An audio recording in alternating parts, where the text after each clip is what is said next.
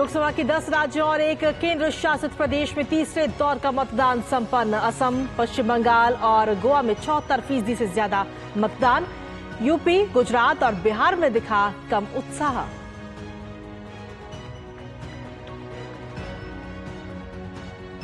चुनावी रण में मुस्लिम आरक्षण पर सियासत तेज। आरजेडी नेता लालू प्रसाद के मुस्लिमों को आरक्षण देने की वकालत पर भड़की भाजपा। पीएम मोदी ने बोला करारा हमला। कहा ओबीसी, एससी, एसटी समाज का आरक्षण छीनकर मुसलमानों को देना चाहते हैं ये लोग।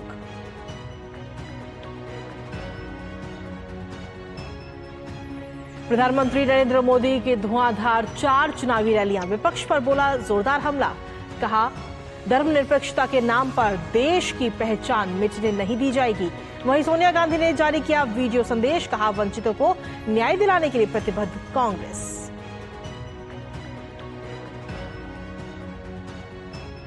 हरियाणा सरकार को लोकसभा चुनाव से पहले बड़ा झटका। 3 निर्दलीय विधायकों ने वापस लिया अपना समर्थन। पहुंचे कांग्रेस के खेमे में मुख्यमंत्री नायब सिंह सैनी ने कहा कि कांग्रेस नहीं कर रही है जनता की इच्छा का सम्मान।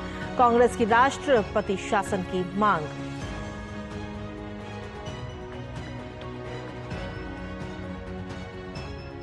मायावती ने अपने भतीजे आकाश आनंद को नेशनल कोऑर्डिनेटर और उत्तराधिकारी की जिम्मेदारी से किया अलग। कहा पूर्ण परिपक्वता आने तक आनंद को फिलहाल जिम्मेदारियों से हटाया।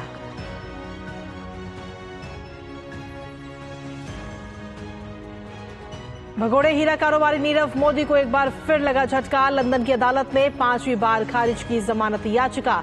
2019 से लंदन की जेल में बंद है नीरव।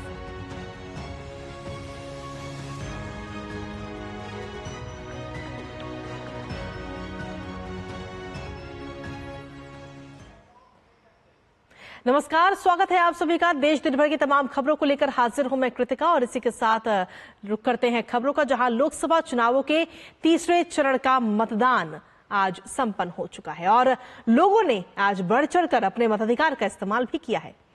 तीसरे चरण में आपको बता दें कि 10 राज्यों और एक केंद्र शासित प्रदेश की 93 सीटों पर आज वोट डाले गए और इसी के साथ ही 1331 उम्मीदवारों की सियासी तकदीर भी ईवीएम में कैद हो चुकी है। देश भर के मतदान केंद्रों पर चुनाव के अलग अलग रंग भी आज देखने को मिले।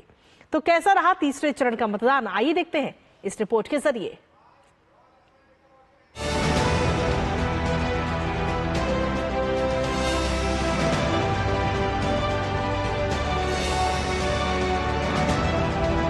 उत्तर से लेकर दक्षिण तक और पूरब से पश्चिम तक देश के हर हिस्से में लोकतंत्र के महापर्व का उत्साह देखने को मिला। 10 राज्यों और एक केंद्र शासित प्रदेश की 93 सीटों पर मतदाताओं ने वोटिंग में बढ़ चढ़कर हिस्सा लिया। सुबह से ही मतदान केंद्रों पर वोटरों की लंबी लंबी कतारें देखने को मिली। पहली बार वोट डालने वाले युवाओं और महिलाओं में अलग ही उत्साह नजर आया। युवा मतदाता सेल्फी लेकर दूसरे मतदाताओं का उत्साह भी बढ़ाते हुए नजर आए। पहली बार वोट दे रही हूँ, मुझे पहली बार वोट देके बहुत अच्छा लगा। लोग को खुशी भी है मतदान देने की। देश भर में मतदान केंद्रों पर चुनाव के अलग अलग रंग भी देखने को मिले। बिहार के मधेपुरा सीट पर एक पिंक मतदान केंद्र पर उत्सव जैसा माहौल नजर आया। पश्चिम बंगाल के मालदा दक्षिण सीट पर मालदा बालो गर्ल्स हाई स्कूल में मालदा आम की थीम पर मतदान केंद्र देखने को मिला। मध्य प्रदेश के विदिशा में महिलाएं लोकतंत्र के उत्सव में लोकगीत गाते हुए बड़ी संख्या में मतदान करने पहुंची। तो वहीं छत्तीसगढ़ के सरगुजा में भी ग्रामीण महिलाएं पारंपरिक वेशभूषा में लोकगीत गाते हुए मतदान केंद्र में पहुंची। छत्तीसगढ़ के सरगुजा में ही एक मतदान केंद्र पर ग्रामीण 8 किलोमीटर पहाड़ी रास्ते से चलकर वोट डालने पहुंचे। दिव्यांग और बुजुर्ग मतदाताओं ने भी अपने मताधिकार का बढ़ चढ़कर इस्तेमाल किया। तीसरे चरण में जिन 93 सीटों पर वोट डाले गए उनमें सूरत को छोड़कर गुजरात की 25 सीटें शामिल हैं। सूरत सीट से बीजेपी के उम्मीदवार मुकेश दलाल पहले ही निर्विरोध निर्वाचित घोषित किए जा चुके हैं। कर्नाटक की बाकी बची 14 सीटों पर मतदान के साथ ही राज्य की सभी 28 सीटों पर मतदान पूरा हो गया। इस चरण में महाराष्ट्र की 11 सीट, उत्तर प्रदेश की 10 सीटें, मध्य प्रदेश की 9 सीट और छत्तीसगढ़ की 7 सीटों पर भी वोट डाले गए।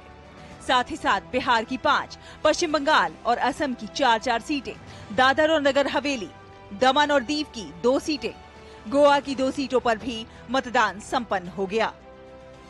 तीसरे चरण की 93 सीटों पर मतदान के साथ ही अब तक 3 चरणों में कुल 283 सीटों पर मतदान पूरा हो चुका है, जो कुल 543 सीटों का लगभग 52% है। इस चरण के साथ ही तमिलनाडु, राजस्थान, केरल, कर्नाटक, गुजरात और छत्तीसगढ़ जैसे प्रमुख राज्यों और असम समेत सभी पूर्वोत्तर राज्यों और गोवा में मतदान पूरा हो चुका है। 4 केंद्र शासित प्रदेशों अंडमान और निकोबार द्वीप समूह, पुडुचेरी, लक्षद्वीप, दादरा और नगर हवेली और दमन और दीव में भी मतदान पूरा हो चुका है। तीसरे चरण की जिन 93 सीटों पर वोटिंग हुई है, पिछले आम चुनाव में भाजपा ने इन पर शानदार प्रदर्शन किया था। 93 सीटों में से भाजपा को 71 सीटें मिली थीं, जबकि कांग्रेस और शिवसेना को 4-4 सीटें मिली थीं। एनसीपी और जेडीयू को 3-3, टीएमसी और सपा को 2-2 सीट और अन्य दलों के खाते में 4 सीटें गई थीं। अब देखना होगा कि इस बार मतदाताओं ने किस पार्टी को जनादेश दिया है, लेकिन इसके लिए 4 जून का इंतजार करना होगा, जब नतीजों का ऐलान होगा। DD news. तो जहां देश में आज लोकसभा की तीसरे दौर की वोटिंग हुई है, तो वहीं चौथे चरण का प्रचार भी जमकर हुआ है। प्रधानमंत्री नरेंद्र मोदी ने आज मध्य प्रदेश और महाराष्ट्र में कुल 4 रैलियां की हैं। पीएम मोदी ने इन रैलियों में जहां कांग्रेस सहित तमाम विपक्षी दलों पर तुष्टीकरण का आरोप लगाया, तो राष्ट्रीय सुरक्षा के मुद्दे पर भी कांग्रेस को जमकर घेरा। प्रधानमंत्री मोदी ने परिवारवाद और भ्रष्टाचार के मुद्दे को उठाया, तो अपनी सरकार के 10 साल के काम को भी जनता के सामने रखा। आइए दिखाते हैं ये रिपोर्ट। चुनावी रण में भाजपा के प्रचार अभियान को और तेज करते हुए मंगलवार को प्रधानमंत्री ने मध्य प्रदेश और महाराष्ट्र में जनसभाएं की। मध्य प्रदेश के खरगोन और धार में पीएम मोदी ने इंडी गठबंधन पर जोरदार हमला बोला। तुष्टीकरण, वोट बैंक की राजनीति और भ्रष्टाचार को लेकर कांग्रेस प्रधानमंत्री के निशाने पर रही। खरगोन में उमड़े जनसमूह को संबोधित करते हुए प्रधानमंत्री ने कहा कि कांग्रेस मोदी के खिलाफ वोट जिहाद का आह्वान कर रही है। कांग्रेस नेताओं द्वारा पाकिस्तान के पक्ष में लगातार बयानबाजी करने पर भी प्रधानमंत्री खूब बरसे। एक पूर्व कांग्रेस नेता के बयान का उल्लेख करते हुए प्रधानमंत्री ने कहा कि कांग्रेस राम मंदिर पर सुप्रीम कोर्ट का फैसला पलटना चाहती है। अब इनकी बातें सुनिए। एक महिला ने कहा कि मैं राम मंदिर गई तो उसको इतना टॉर्चर किया कि उन्हें कांग्रेस ही छोड़नी पड़ गई। एक और व्यक्ति ने कहा कि कांग्रेस पर मुस्लिम लीगियों और माओवादियों ने कब्जा कर लिया है। तीसरे ने एक और गहरी साजिश से पर्दा उठा दिया। उन्होंने कहा कि कांग्रेस के शाहजादे का इरादा राम मंदिर पर सुप्रीम कोर्ट के फैसले को पलटने का है। जैसे शहजादे जी ने पिताजी ने सहबानो केस में सुप्रीम कोर्ट का फैसला पलटा था, वैसे ही कांग्रेस राम मंदिर का फैसला पलटने के लिए सोच रही है। धार की जनसभा में प्रधानमंत्री ने कहा कि वे 400 सीटें इसलिए मांग रहे हैं ताकि कांग्रेस कश्मीर में धारा 370 को फिर से लागू न कर दे, अयोध्या के राम मंदिर पर बाबरी ताला न लगा दे। प्रधानमंत्री ने कहा कि कांग्रेस तुष्टीकरण के दलदल में ऐसा धंस चुकी है कि उसे और कुछ नजर नहीं आ रहा। मैं आज 2 टूक कह रहा हूं और ये कांग्रेस वाले और उनके सारे चट्टे बट्टे जरा कान खोल के सुन लो। जब तक मोदी जिंदा है, नकली सेकुलरिज्म के नाम पर, सूडो सेकुलरिज्म के नाम पर भारत की पहचान मिटाने की कोई भी कोशिश मोदी सफल नहीं होने देगा। और ये हजारों वर्ष पुराने भारत को उसकी इस संतान की गारंटी है। प्रधानमंत्री नरेंद्र मोदी ने अहमदनगर में 26/11 के मुंबई आतंकी हमले को लेकर महाराष्ट्र कांग्रेस के नेता के बयान की आलोचना की। उन्होंने कहा कि कांग्रेस के लोग आतंकी कसाब का पक्ष ले रहे हैं। उन्होंने इसे मुंबई हमले में सभी आतंकियों को मारने वाले सुरक्षा बलों का अपमान बताया। उन्होंने किसानों की दुर्दशा पर कांग्रेस को जमकर घेरा। जो समस्याएं कांग्रेस विरासत में छोड़कर गई थी, हमने उनके समाधान दिए हैं। महाराष्ट्र में कांग्रेस ने किसानों को संकट में धकेला। सूखे का संकट गहराता गया। कांग्रेस अपनी लूट में व्यस्त रही। हमने वर्षों से लटके प्रोजेक्ट को पूरा करके किसानों की चिंता की। यहां नीलवंडे डैम का काम 1970 में शुरू हुआ था और उस समय डैम की लागत 8 करोड़ थी। आज वो बढ़कर के 5,000 करोड़ रुपए पहुंच गई है। ये पाप इन्होंने किया है। पीएम मोदी ने दिन की आखिरी सभा को बीड में संबोधित किया, जहां उन्होंने पूर्व केंद्रीय मंत्री गोपीनाथ मुंडे को श्रद्धांजलि दी। प्रधानमंत्री ने कहा कि कांग्रेस ने राज्य में नकली राष्ट्रवादी कांग्रेस और नकली शिवसेना के साथ समझौता किया है, जिसका काम विकास के सारे कामों को रोकना है। प्रधानमंत्री ने पूर्व की महाविकास अघाड़ी की सरकार को महाविनाश अघाड़ी कहकर संबोधित किया और बुलेट ट्रेन के प्रोजेक्ट में रोड़े अटकाने का आरोप लगाया। उन्होंने कहा कि 21वीं सदी के दौर में विकास विरोधी पार्टियों को सत्ता नहीं सौंपी जानी चाहिए। ब्यूरो इनपुट के साथ अजीत द्विवेदी, विशाल बैरिस्टो, श्यामा मिश्रा और धीरज कुमार की रिपोर्ट, डीडी न्यूज। और चलिए बुलेटिन में आगे बढ़ते हैं, बात करते हैं अब छत्तीसगढ़ की, जहां कोरबा लोकसभा सीट दरअसल इस बार काफी सुर्खियों में बनी हुई है। कोरबा से भाजपा प्रत्याशी सरोज पांडे चुनाव लड़ रही हैं और भाजपा की जीत का दावा भी कर रही हैं। सरोज पांडे से खास बातचीत की डीडी न्यूज संवाददाता सोमेश पटेल ने। क्या कुछ कहना है उनका, आइए सुनाते हैं। इस वक्त हम बातचीत करेंगे कोरबा लोकसभा सीट की बीजेपी से प्रत्याशी सरोज पांडे से। भारतीय जनता पार्टी के पक्ष में बहुत अच्छा माहौल है। प्रधानमंत्री नरेंद्र मोदी जी की जो नीतियां हैं, उनकी योजनाएं हैं और 2024 में विकसित भारत की जो बात है, उसके लिए भारतीय जनता पार्टी को जनता ने मतदान किया है। कोरबा में सबसे बड़ा मुद्दा क्या था? लापता सांसद, भ्रष्टाचार, परिवारवाद और क्षेत्र का विकास। अगर आप यहां से जीत हासिल करती हैं तो पहली प्राथमिकता क्या रहेगी आपकी? पहली प्राथमिकता है कि सुपर स्पेशलिटी हॉस्पिटल यहाँ पे बनाना। ये हमने पहले भी कहा था और विकास मुद्दा है। महिलाएं साफ तौर पे कह रही हैं उन्हें हर महीना 1,000 रुपए मिल रहा है। महिला वंदन महतारी योजना, इसको किस रूप में देखती है? किस तरह से फायदा हुआ है महिलाओं को? मोदी जी की गारंटी थी और विष्णु जी का सुशासन था, तो जनता ने उस पर मुहर लगाई है। महिलाओं को 1,000 रुपए देने का वादा था, वो वादा पूरा हुआ और महिलाएं उस पर निश्चित तौर पर समर्थन कर रही हैं। इस चुनाव में मोदी की गारंटी, माने जहां भी हम जा रहे हैं तो साफ तौर पर स्थानीय लोगों का कहना कि मोदी की गारंटी पे भरोसा है, तो इससे किस रूप में देखती हैं आप? मोदी की गारंटी का मतलब है कि पूरे होने की गारंटी। कोरबा लोकसभा सीट में भ्रष्टाचार का एक सबसे बड़ा मुद्दा था। भ्रष्टाचार मुद्दा है, जनता मानती है कि भ्रष्टाचार हुआ है। जो भी इस इलाके में भ्रष्टाचार हुआ है, उन तमाम चीजों की जांच होगी और इस इलाके में विकास को लेकर सबसे बड़ा मुद्दा था। Somesh Patel, TD news, Korba. और आगे बढ़ते हैं, अब बात उत्तर प्रदेश की। दरअसल बहुजन समाज पार्टी यानी कि बीएसपी के अध्यक्ष और उत्तर प्रदेश की पूर्व मुख्यमंत्री मायावती ने आज एक बड़ा अहम फैसला लिया है। लोकसभा चुनावों के बीच मायावती ने बड़ा और अहम फैसला लेते हुए अपने भतीजे आकाश आनंद को नेशनल कोऑर्डिनेटर के पद से हटा दिया है। इसी के साथ बसपा सुप्रीमो ने आकाश आनंद को अपने उत्तराधिकारी की जिम्मेदारियों से भी मुक्त कर दिया है और उन्होंने स्वयं सोशल मीडिया प्लेटफॉर्म एक्स पर इसकी जानकारी भी दी। उन्होंने ये भी स्पष्ट किया कि उनके भाई और आकाश के पिता आनंद कुमार पार्टी मूवमेंट के लिए पूर्व की तरह काम करते रहेंगे। प्रधानमंत्री नरेंद्र मोदी ने हैदराबाद में पूर्व प्रधानमंत्री नरसिम्हा राव के परिवार के सदस्यों के साथ मुलाकात की।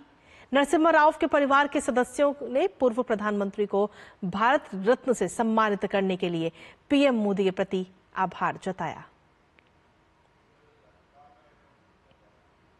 राष्ट्रपति द्रौपदी मुर्मू ने हिमाचल प्रदेश दौरे के चौथे दिन मंगलवार को शिमला के संकट मोचन मंदिर में पूजा अर्चना की। साथ ही राष्ट्रपति परिवार सहित शिमला के तारा देवी मंदिर पहुंची, जहां उन्होंने मंदिर में मां तारा के दर्शन और पूजा अर्चना की। शाम को राष्ट्रपति ने मॉल रोड पर सैर की और बच्चों को चॉकलेट्स बांटते हुए लोगों से बातें करती हुई भी नजर आईं।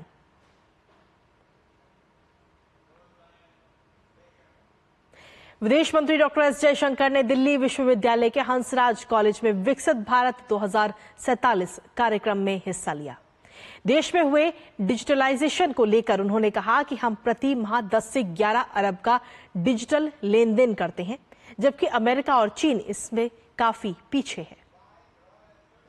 If you look at the range, how digitized India has become. We do 10, 11, 12 billion cashless transactions per month. America does 4 billion in a year. China does, I think, maximum 20 billion in a year. People today get, their income tax faster, they get their housing allotments, they get driving licenses. Hamare department, we give passports so much faster. Why? Because we are actually doing digitally based governance. Digital actually has cut down corruption at the service level. और अब बात हरियाणा की करते हैं, जहां पर 3 निर्दलीय विधायकों ने मंगलवार को नायब सिंह सैनी के नेतृत्व में, आपको बता दें कि यहां पर पार्टी बदली है, तो हरियाणा सरकार को सीधे तौर पर देखा जाए तो एक बड़ा झटका आज लगा है। 3 निर्दलीय विधायकों ने भाजपा सरकार से अपना जो समर्थन है वो आज वापस ले लिया है। सोमबीर सांगवान, रणधीर गोलेन और धर्मपाल गुंदेर ने इसकी घोषणा की है और अपना जो समर्थन है वो आज वापस ले लिया है। आपको बता दें कि भाजपा सरकार से अपना समर्थन वापस लेकर कांग्रेस को अपना समर्थन दे दिया है। साथ ही उन्होंने रोहतक में हरियाणा के पूर्व मुख्यमंत्री भूपेंद्र सिंह हुड्डा और राज्य कांग्रेस प्रमुख उदय भान की मौजूदगी में आयोजित एक संवाददाता सम्मेलन के दौरान ये घोषणा की है। पुंडरी से निर्दलीय विधायक रणधीर गोलेन ने कहा कि हम तीनों प्रदेश की भाजपा सरकार से अपना समर्थन वापस लेते हैं और कांग्रेस को अपना समर्थन देते हैं। आज हम तीनों भाई जो भारतीय जनता पार्टी की नायब श्रेणी की सरकार है उससे अपना समर्थन वापस लेते हैं और कांग्रेस पार्टी को बाहर से हम समर्थन करते हैं, लोकसभा के चुनाव में भी, आने वाले विधानसभा के चुनाव में भी, और ये उम्मीद करते हैं कि आने वाले समय में फिर एक बार हुड्डा साहब का राज हो। तो आपको बता दें कि ये एक सीधे तौर पर देखा जाए तो हरियाणा सरकार के तौर पर ये एक झटका कहीं ना कहीं नजर आ रहा है और ऐसे में हरियाणा के मुख्यमंत्री नायब सिंह सैनी ने कांग्रेस पर जनता की इच्छाओं का निरादर करने का भी आरोप लगाया है। ये जानकारी आई है मेरे पास भी, कहीं विधायकों की कुछ इच्छाएं होती हैं और हर व्यक्ति आज इच्छा के साथ जुड़ा हुआ है। कांग्रेस को जनता की इच्छाओं से मतलब नहीं है, उनको तो अपनी इच्छाओं से मतलब है कि हमने अपनी इच्छाएं पूरी करनी है। कांग्रेस लगी हुई है उनकी इच्छाएं पूरी करने में। और वहीं साथ ही अगर देखा जाए तो कांग्रेस उम्मीदवार दीपेंद्र सिंह हुड्डा भी हमलावर होते हुए नजर आए। उन्होंने कहा कि प्रदेश में हालात जो हैं वो भाजपा के खिलाफ बन चुके हैं और भाजपा सरकार अल्पमत में आ गई है। भाजपा सरकार अल्पमत में आ गई है। जो इन्होंने 48 विधायकों की लिस्ट दी थी उसमें से कुछ विधायकों के तो इस्तीफे हुए हैं क्योंकि वो लोकसभा चुनाव लड़ रहे हैं और कुछ निर्दलीय विधायकों ने आज भाजपा से समर्थन वापस लेकर कांग्रेस पार्टी को समर्थन देने का काम किया है। ऐसे में अल्पमत के विधायक को कोई नैतिक अधिकार नहीं है। और वहीं भारतीय लिबरल पार्टी यानी बीएलपी के अध्यक्ष डॉक्टर मुनीश कुमार रायजादा ने खालिस्तानी आतंकियों से अब आम आदमी पार्टी को कथित फंडिंग को लेकर के गृह मंत्रालय को ये सीधे तौर पर पत्र लिखा है। मुनीश कुमार रायजादा ने कहा कि आतंकवादी पन्नों के आम आदमी पार्टी और अरविंद केजरीवाल को 16 मिलियन अमेरिकी डॉलर देने का भी ये गंभीर आरोप लगाया है। ये एलिगेशंस आतंकवादी पन्नों ने लगाए हैं और मैं ये कहना चाहता हूं, जिस ढंग से मैं चीज़ों को जानता हूं, समझता हूं कि एनआईए डेफिनेटली इसमें इन्वेस्टिगेट करे और पता करे कि जो 16 मिलियन डॉलर्स पन्नू ने कहा है कि उन्होंने आम आदमी पार्टी एवं अरविंद केजरीवाल को दिए, वो उसका इन्वेस्टिगेशन होना चाहिए। खालिस्तानी मूवमेंट के प्रति एक सम्मोह या एक सहानुभूति या एक एक्टिविटीज़ का केंद्र बना हुआ है, वो सिर्फ कनाडा है। अरविंद केजरीवाल और आम आदमी पार्टी ने कभी भी खालिस्तानी मूवमेंट के खिलाफ स्टैंड नहीं लिया। देश में 100% मतदान के लिए दिल्ली के जीबी रोड एरिया में समाज में उपेक्षित महिलाओं को वोट डालने के लिए सेवा भारती ने उत्कर्ष के माध्यम से जन जागरण अभियान का प्रारंभ किया है। सेवा भारती के दिल्ली के महामंत्री सुशील गुप्ता ने कहा कि समाज से वंचित ये महिलाएं भी अपने अधिकार का प्रयोग करें और मतदान करें, साथ ही देश के विकास में इनकी भी भागीदारी सुनिश्चित हो सके। आज का विषय मैंने कहा तात्कालिक विषय है, तो उनकी भी जिम्मेदारी और ये जिम्मेदारी हमारी भी है कि उनको हम अवेयर करें, उनका भाव जागरण करें कि जब देश सबका है तो जिम्मेदारी भी सबकी है, वो सबका अधिकार भी है, तो वो मताधिकार अपना प्रयोग कर पाएं और देश के निर्माण में आगे बढ़ें। उस अभियान की शुरुआत आज सेवा भारती ने उनके बीच से की। और अब बात करते हैं एक लड़की की मेहनत की। दरअसल भोपाल की मंजिष्ठा राय ने आईसीएसई बोर्ड की 12वीं की परीक्षा में मध्य प्रदेश में टॉप किया है। मंजिष्ठा ने ह्यूमैनिटीज सब्जेक्ट में 98.75% अंक हासिल करके प्रदेश में टॉप किया। भोपाल की रहने वाली मंजिष्ठा 10वीं में भी टॉप किया था। आपको बता दें कि इनके माता पिता जो हैं वो सर्विस करते हैं और साथ ही दूरदर्शन के साथ खास बातचीत की मंजिष्ठा ने, और इस बातचीत में उन्होंने जानकारी दी कि आखिर कितनी मेहनत उन्होंने की जो ये रंग लेकर आई है। आइए दिखाते हैं। कहते हैं कि मेहनत एक वो सिक्का है जिसे जितना रगड़ो उसकी चमक और ज्यादा बढ़ती है, बल्कि फीकी नहीं होती और आपके व्यक्तित्व में और निखार लेकर आती है। आखिर हम ये क्यों कह रहे हैं? क्योंकि हमारे साथ बेहद खास मेहमान मौजूद हैं जिन्होंने सफलता के झंडे गाड़े हैं जब हम बात करते हैं बोर्ड्स को लेकर अपने नंबरों द्वारा। हमारे साथ मौजूद हैं मंजिष्ठा राय और उन्होंने साफ तौर पर अगर इंडियन स्कूल सर्टिफिकेट की बात की जाए तो इसका रिजल्ट जो घोषित हुआ है 98.75 अंकों से उत्तीर्ण किया है। एमपी छत्तीसगढ़ की जब हम बात करते हैं वो हमारे साथ मौजूद है। उनकी मुस्कुराहट बता रही है कितनी खुश है वो। सबसे पहले तो बहुत बहुत मुबारकबाद मंजिष्ठा आपको इन बेहतरीन अंकों के लिए। पहला सवाल यही कि जैसे ही आपने अपना जो रिजल्ट है वो देखा, सबसे फर्स्ट जो रिएक्शन था वो आपके माइंड में क्या आया? यही लगा कि जो जिस चीज के लिए इतने दिनों तक तैयारी की, इतने दिनों तक उसके लिए प्रिपरेशन की और इतनी मेहनत की, वो मिल गया है। तो थोड़ा अकॉम्प्लिश फील हुआ, खुशी तो हुई ही, और सबसे ज्यादा सब जो मेरे आसपास जो मेरे टीचर्स और मेरे पेरेंट्स थे उनके लिए मुझे ग्रेटफुल फील हुआ।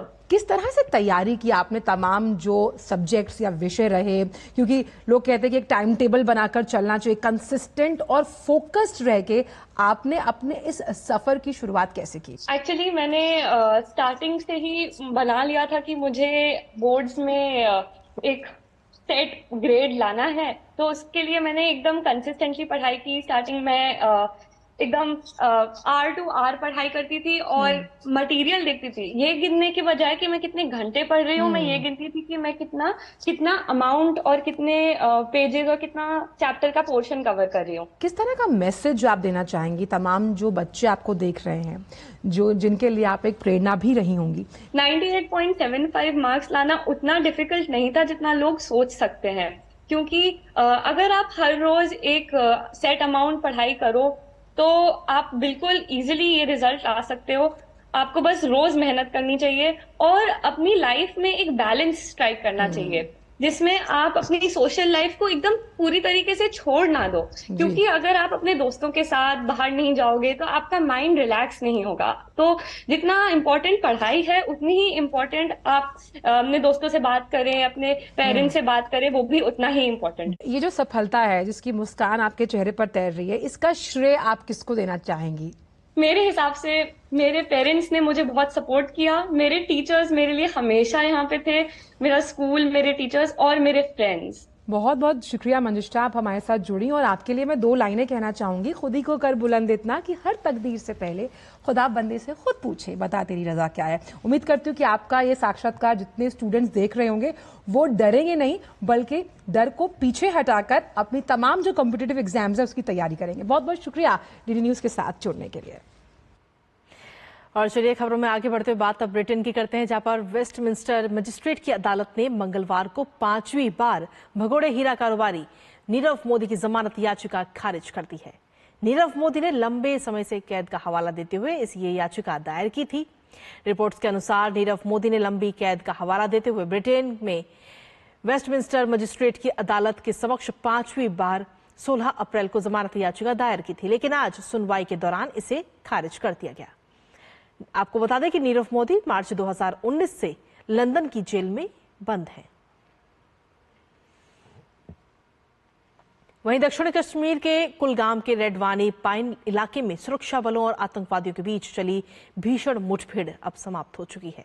कश्मीर के पुलिस महानिरीक्षक वी.के. विर्दी ने कहा कि टीआरएफ के एक शीर्ष कमांडर वासित डार सहित 2 आतंकवादियों के मारे जाने के साथ ही 15 घंटे तक चली कुलगाम मुठभेड़ समाप्त हो गई, लेकिन तलाशी अभियान अभी जारी है।